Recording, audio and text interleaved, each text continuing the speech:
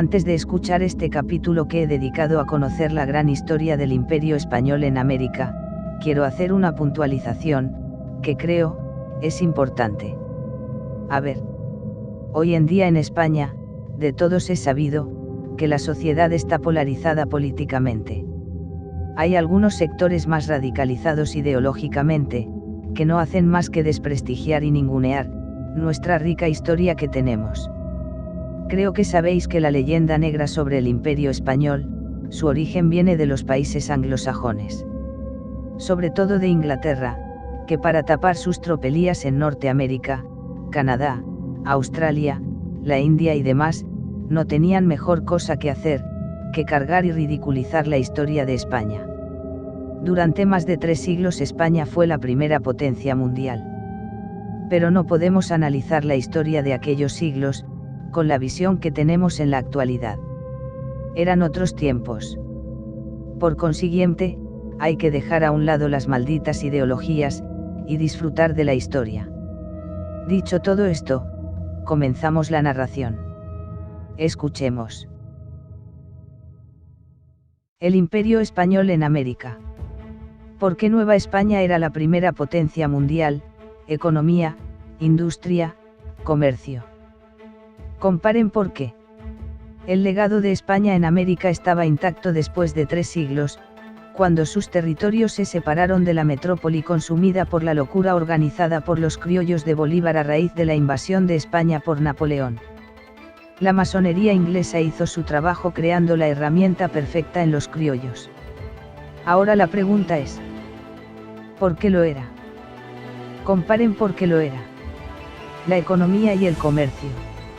Estados Unidos tuvo una economía protegida y proteccionista, hasta que se encontró en una posición lo suficientemente fuerte para abrir sus fronteras a los productos extranjeros. Sus principales ramas de la actividad económica eran entonces la agricultura, las manufacturas, la construcción naval, la minería, la pesca y el comercio. Aproximadamente el 90% de su fuerza laboral al final del siglo XVIII estaba relacionada directa o indirectamente con la agricultura. Los principales problemas eran la falta de medios de transporte y los precarios medios de comunicación. En los estados del norte predominaba el trabajo libre, la agricultura solía ser de subsistencia y el cultivo principal era el trigo. En los estados del sur existían grandes plantaciones que se dedicaban a producir tabaco, arroz y, más tarde, algodón para el mercado europeo, sobre la base del trabajo de los esclavos. No existía prácticamente metálico, y la mayor parte del comercio, sobre todo en el interior, era llevado a cabo a través del trueque. Dólar español, moneda intercontinental. Todas las monedas en circulación eran foráneas, y en muy mal estado de conservación. La más común era la milésima de dólar español, Spanissimild dólar, o pieza de 1/8, obtenida del comercio con las Indias occidentales. En el año 1785, el Congreso adoptó el dólar de plata y sus divisiones decimales, como la moneda de base, en paridad con el duro español, adoptando como símbolo la dólar, estilizando las columnas de Hércules del escudo español. América española autosuficiente. En 1800 la América española era un mercado que consumía del exterior, manufacturas, alguna maquinaria y algunos alimentos. Porque era en gran medida autosuficiente y exportaba algodón, añil, grana, cacao, tabaco, cuero, palos tintóreos, metales preciosos, etc. Disponía de una importante industria de base como las tintoreas, madereras y salineras para obrajes, construcción de barcos y salazón de carnes y pescados, respectivamente. Los bienes de consumo industrializados eran la loza y la cerámica, el mobiliario, las medicinas, la joyería, las bebidas alcohólicas, los derivados del sector alimentario, graso y curtidos. Existían industrias para la producción de azúcar, frutas en conserva, maíz, quesos, velas, jabones, zapatos, badanas, suelas y sillas de montar. Poseía una producción agropecuaria y una minería notables y una producción ganadera en todos los virreinatos. Minería exitosa. En 1804 México acuñaba el 66% de la producción mundial de plata y Perú casi el resto. Nueva Granada producía oro y se había empezado a producir platino y cobre. La producción y exportación de oro desde este virreinato mostraba unas tendencias muy expansivas, estancándose después de la independencia. Desde hacía años, salvo en los periodos de guerra, se comerciaba abiertamente con los centros de producción industrial de Inglaterra y Francia. Gran crecimiento económico.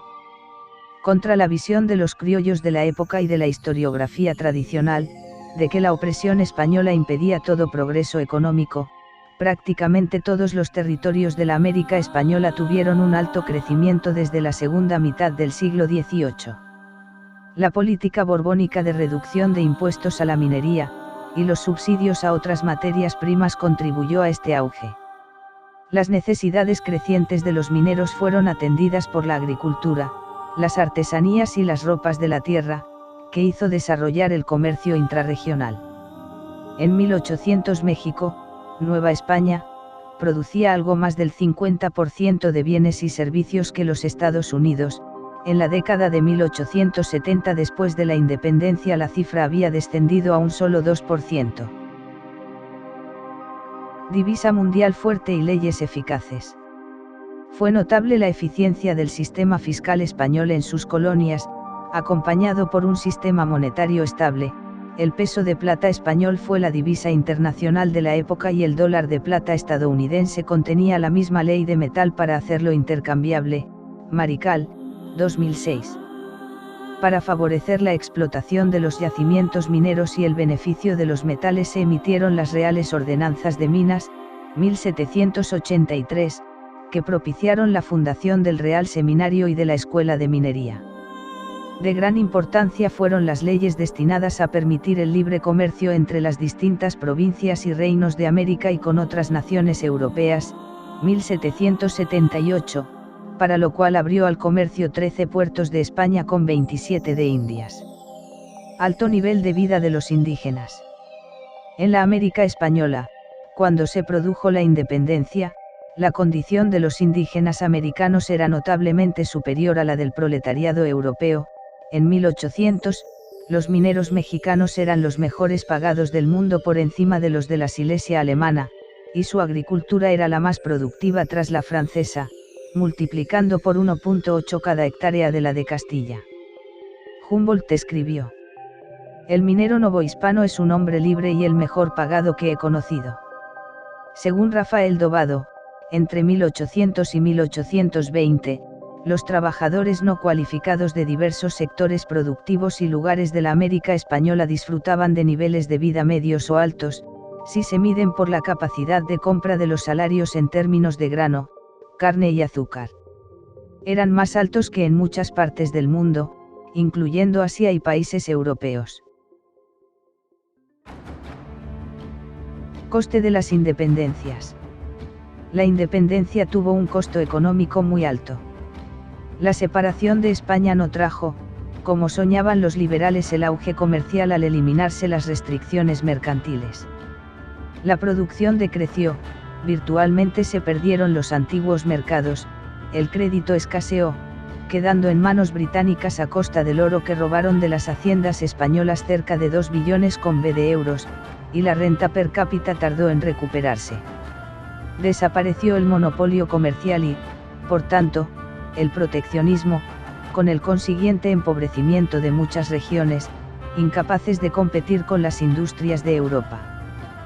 Para Leandro Prados, el Imperio español contaba con un sistema integrado de gobierno sobre sus territorios americanos que minimizaba los costos de administración de enormes extensiones y regiones de poblamiento relativamente escaso, lo cual se complementaba con un sistema monetario estable que servía como la divisa internacional de la época.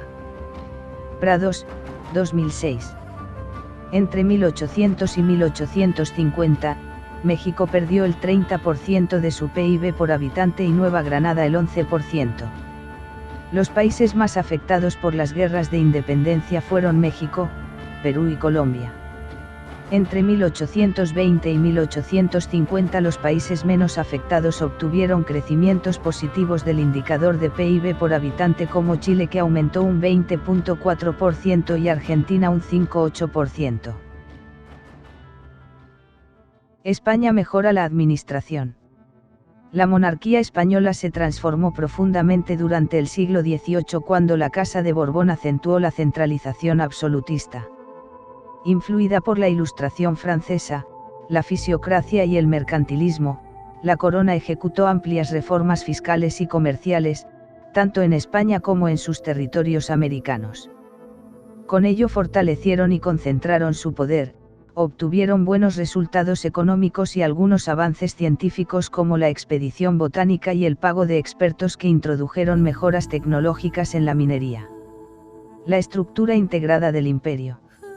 La estructura institucional del Imperio español, con sus múltiples conexiones por medio del idioma, las leyes, las costumbres y la familia, demostró una organización insólitamente poderosa. Sí se puede decir que el ordenamiento político y la regulación económica limitaba parcialmente las oportunidades de los hispanoamericanos de participar en la expansión del comercio atlántico.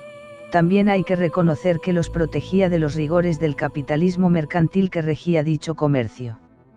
Las guerras de emancipación destruyeron instituciones políticas erigidas en el transcurso de 300 años de gobierno imperial. El vacío de los nuevos países. La desaparición del aparato estatal español dejó un vacío que los países independizados no estaban preparados para cubrir. Las burguesías liberales que dirigieron o apoyaron los movimientos de independencia, no estaban en condiciones de organizar sistemas de poder capaces de sustituir a la antigua potencia. Sin mejora, ni administración. No hubo cambios en la estructura administrativa, ni tampoco mejoras sociales de las llamadas castas, criollos, mestizos, morenos, ni para los indígenas ni para los esclavos negros. La independencia no fue unida a ninguna mejoría económica, ni social, ni administrativa. Desapareciendo los derechos y las repúblicas indígenas, además de sus tierras ambicionadas por los criollos. La masonería hunde el Imperio español. El Imperio español, por otra parte, había llegado a su final gracias a la masonería británica, que pudo apoderarse de los criollos, y los movimientos independentistas, debido a su natural efecto disgregador, fueron la causa de su fragmentación en los países nacientes. Nadie que se considere amigo de la verdad puede negar que España llevó una fe, una lengua, una cultura compleja y rica al nuevo continente, sin que nación alguna se le parangonara. Se preocupó por evangelizar a los pueblos donde se asentó y por otorgar a los naturales una dignidad y unos derechos de los que carecían los súbditos de otros pueblos de la tierra. Conclusión. Comparen con su actual realidad. ¿Por qué no se enseña esto en los colegios?